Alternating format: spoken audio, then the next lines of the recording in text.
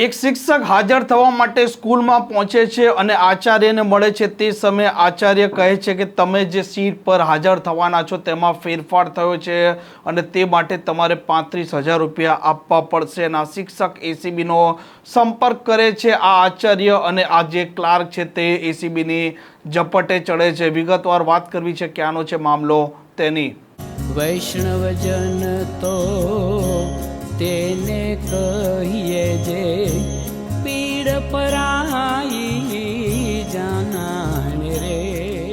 નમસ્કાર, આપ જોઈ રહ્યા છો નવજીવન ન્યૂઝ અને હું છું આપણી સાથે તોફિક ગાંચિયા। રાજ્યના લોકો છે તે શિક્ષક છે તેમને માનની નજરે જોવે છે, તેમને સન્માન આપે છે અને આ જે શિક્ષકો છે તે બાળકોનું ભાવિ ઘડતા હોય છે, પરંતુ આ શિક્ષણ જગત છે તેને લજાવનારો એક કિસ્સો સામે આવ્યો છે, જેમાં આચાર્યએ હાજર થવા આવેલા શિક્ષક છે તેના પાસેથી 35,000 રૂપિયાની માંગણી કરી હતી। આ ઘટના છે અમદાવાદ જિલ્લો છે તેના દેત્રોદ તાલુકાની, જેમાં એક શિક્ષક છે તે શિક્ષક હાજર થવા માટે ત્યાં પહોંચે છે અને તે સમયે આ આચાર્ય કમલેશ પટેલ તેમને કહે છે કે તેમની જે સીટ હતી તેમાં તેમણે ફેરફાર કર્યો છે અને તે માટે તેમણે 35,000 રૂપિયા આપવા પડશે, પરંતુ આ શિક્ષક છે તેમને પૈસા આપવા નહોતા। તે કારણસર તે એસીબીનો સંપર્ક કરે છે અને ત્યાર પછી એસીબીની ઝપટે આચાર્ય પણ ચડે છે અને ક્લાર્ક પણ ચડે છે।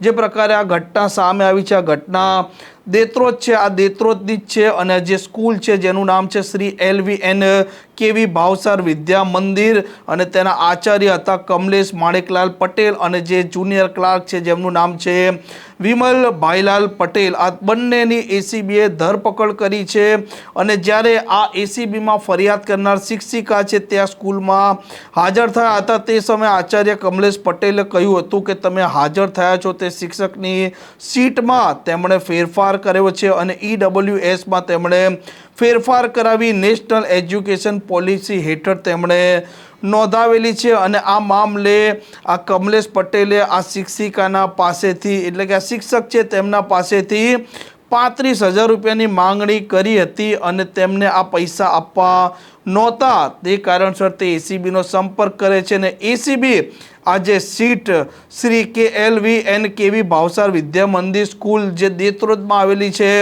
જેના કમલેશ પટેલ આચાર્ય છે તેમની ધરપકડ કરે છે અને તે પોતે રહે છે મધુવન બંગલોઝ SV સ્કૂલના સામે કડીમાં રહે છે, જ્યારે વિમલ ભાઈલાલ પટેલ છે જે પોતે આ જ સ્કૂલમાં જુનિયર ક્લાર્ક છે જે પોતે દેત્રોદમાં વસવાટ કરે છે। આમ શિક્ષણ જગતને આ લાંછન લગાવનારો કિસ્સો સામે આવ્યો છે, જેમાં એક આચાર્ય હાજર થવા આવેલા શિક્ષક પાસેથી 35,000 રૂપિયાની માંગણી કરે છે।